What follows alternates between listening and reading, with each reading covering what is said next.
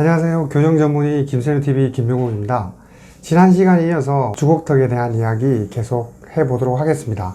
여러분들이 써주시는 댓글 하나하나가 저한테는 팬레터 같아요. 늘 이렇게 방에 PC에 혼자 앉아서 답글을 계속 달다 보니까 집에 있는 식구들이 도대체 뭐 하루 종일 그 유튜브 채널 앉아서 보면 뭐하냐고, 구독자가 뭐 계속 그런다고 느냐고 이렇게 타박을 주기도 합니다.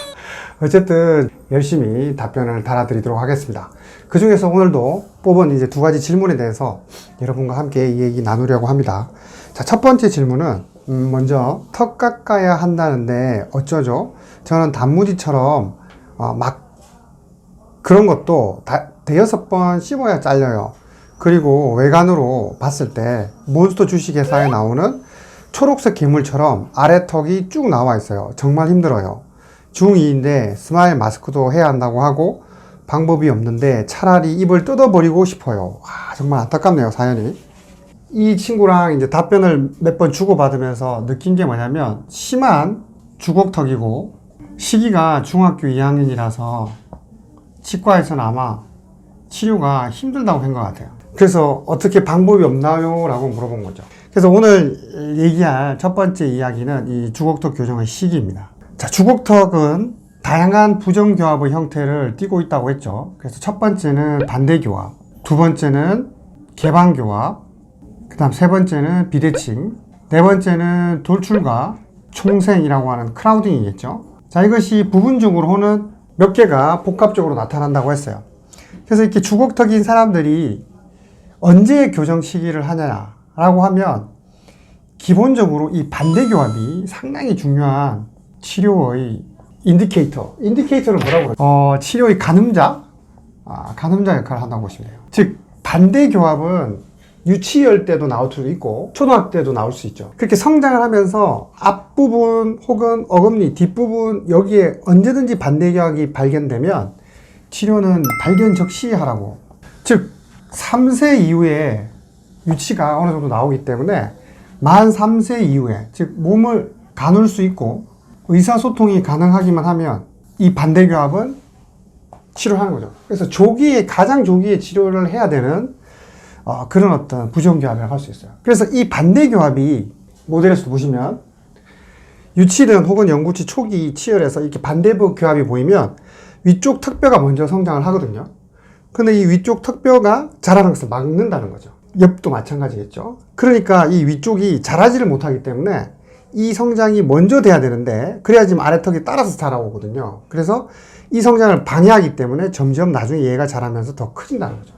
그래서 이 반대교합은 상당히 중요한 문제라고 보시면 돼요. 그래서 만 3세 이후에 발견되는 반대교합은 가급적이면 그 즉시 치료를 하는 게 원칙이고요. 나머지 이제 개방교합이라든지 비대칭이라든지 이 돌출이라든지 이런 총생을 동반한 이런 이제 주걱턱 같은 경우에는 일반적으로 보통 만 7세에서 8세 시기에 영구치 앞니가 나오고 영구치 어금니, 우리가 보통 6번 치아라고 하는데요. 이 두 개의 가장 중요한 치아가 나올 때쯤에 박교정 내지는 턱교정, 성장 교정을 할 수 있어서 이 시기 즈음에 혹은 조금 더 늦은 9, 10세 시기를 이용해서 이 주걱턱 치료를 한다고 볼 수 있겠죠.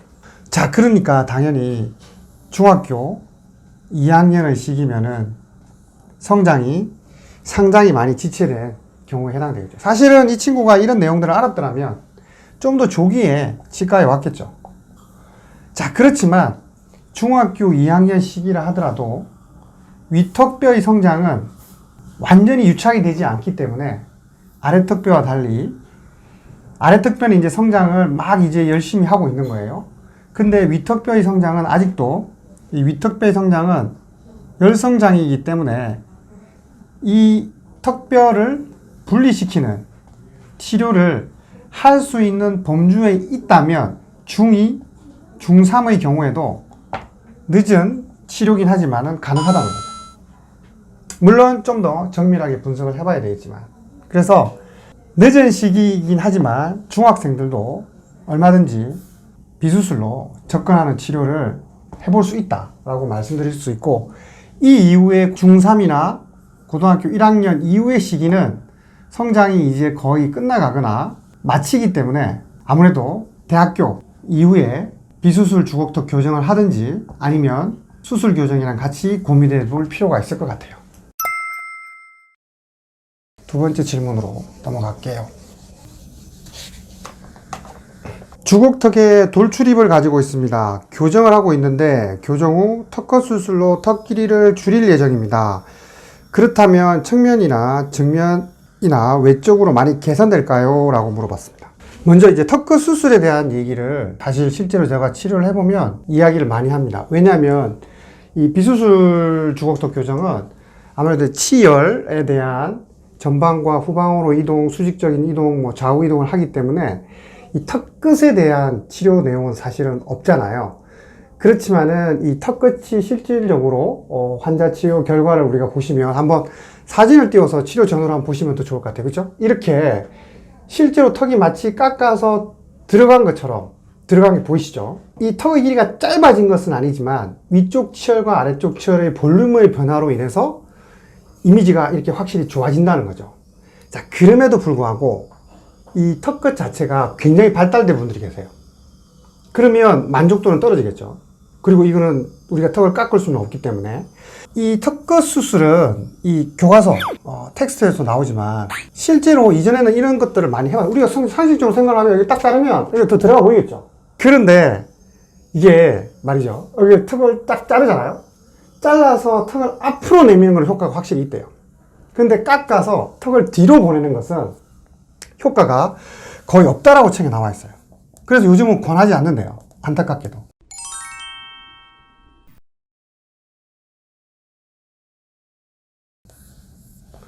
왜 그런 줄 아세요? 저기 스컬 좀 깎아주시죠.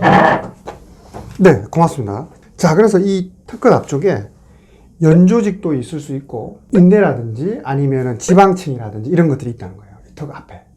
사실은 이 두께가 두껍기 때문에 이 턱뼈를 잘라서 넣는다고 해서 이 두께가 큼으로 인해서 그 효과가 굉장히 반감된다는 거죠. 쉽게 얘기해서 앞쪽에 두꺼운 어떤 커튼이 있는데 커튼 뒤쪽에 있는 뭔가를 갖다가 밀어 넣었을 때 그 커튼이 처지는 정도가 두꺼우면 두꺼울수록 거의 티가 안 난다는 거예요. 연조직의 어떤 볼륨 때문에.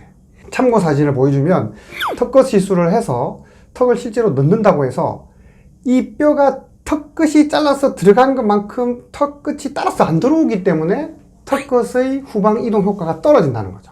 그래서 요즘은 저희 치과 구강외과에서도 이 교과서에 나오는 것처럼 추천하지 않는 방법이죠. 그럼에도 불구하고 가끔씩 이 턱끝 수술을 아직도 하긴 하는데 전혀 없지는 않겠죠. 그것은 케이스 바이 케이스도 있기 때문에 그렇지만은 꼭 추천할 만한 방법은 아니다. 만약에 정말 이런 것들이 필요하면 실질적으로는 사실은 양악 수술이 원래는 기존부터 했었어야 되는 거겠죠. 이런 부분들이 만약에 있다라고 하면. 자, 두 번째, 측면이나 정면에서 외모 이미지 변화가 더 생길 수 있을까요? 이 턱끝 수술을 하게 된다고 했을 때 측면에서의 변화는 이전에 설명드린 것처럼 크게 만족스럽지가 않다는 거죠. 보통 이하라는 거예요. 그래서 추천하지 않는 거고, 정면에서의 변화 또한 마찬가지로 크게 없겠죠. 여기서 깎는다고 해서 이 정면에서 예를 들어서 볼륨감이 좀 더 준다든지 아니면 좀 갸름해진다든지 하는 부분은 사실은 이 부분이 더 중요한 포인트겠죠. 옆부분. 여기서 보시면은 우리가 이게 턱의 우각부라고 하는데 이 포인트가 주걱턱인 분들이 좀 더 발육이 더 심할 수가 있죠. 앞으로 많이 나왔을 때.